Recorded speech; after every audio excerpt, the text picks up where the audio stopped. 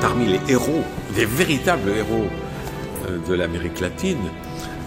Bon, Simon Bolivar, c'est bien sûr le plus grand, mais aussi Che Guevara, pour qui j'ai une admiration infinie.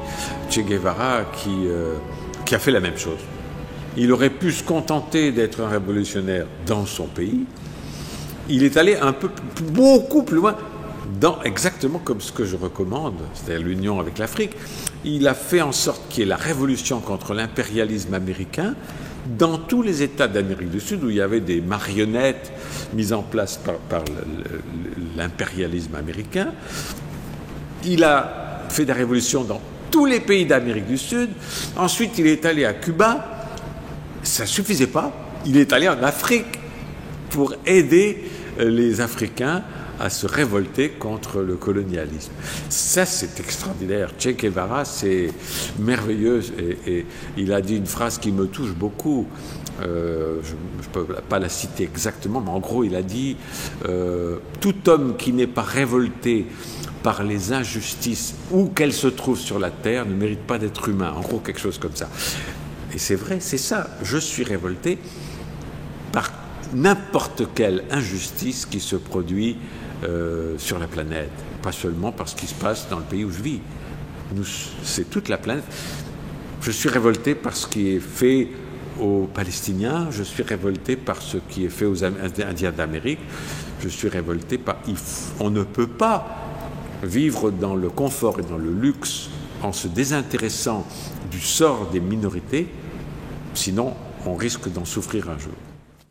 Alors, ce qui est merveilleux, c'est que la tradition de Simon Bolivar et de Che Guevara continue grâce à des présidents extraordinaires. Il y avait Hugo Chavez qui a été assassiné par les Américains, et maintenant il y a Evo Morales en Bolivie, et je sais qu'il y a des plans américains pour l'assassiner aussi.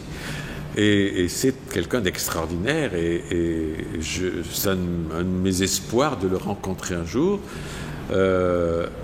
C'est extraordinaire parce que lui, vraiment, étant un autochtone, un Indien, un autochtone, il sait et il veut que la population, parce qu'il y avait encore une élite hispanique dans son pays, qui dirigeait le pays, qui manipulait tout le monde.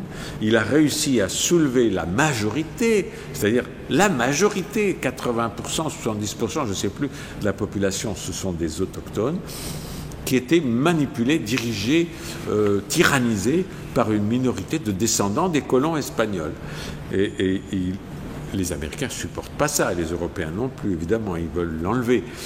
Et j'espère qu'il va faire tache d'huile, c'est-à-dire qu'il va réussir à fédérer tous les États américains. Il faut qu'il soit une partie de ce projet de fédéralisme des États-Unis d'Amérique du Sud, totalement indépendant des États-Unis, qui est le nouveau danger pour l'Amérique du Sud. À tout moment, ils sont capables d'envoyer, comme ils l'ont fait à Panama, comme ils l'ont fait au Guyana, comme ils l'ont fait par intermédiaire en tuant des présidents élus en Amérique du Sud dans le passé, au Chili entre autres, mais pas seulement. Ils interviennent partout parce qu'ils veulent garder, c'est un peu leur territoire privé, l'Amérique du Sud, qu'on maintient dans la pauvreté, dont on pille les richesses aussi, par multinationales interposées. Non, ça suffit. Et c'est pour ça qu'Hugo Chavez était fantastique, et c'est pour ça qu'Evo Morales est encore plus fantastique, parce qu'il va plus loin. Donc il faut il faut que tous les Américains du Sud qui veulent une vraie indépendance, décolonisation, dignité, le suivent et le supportent.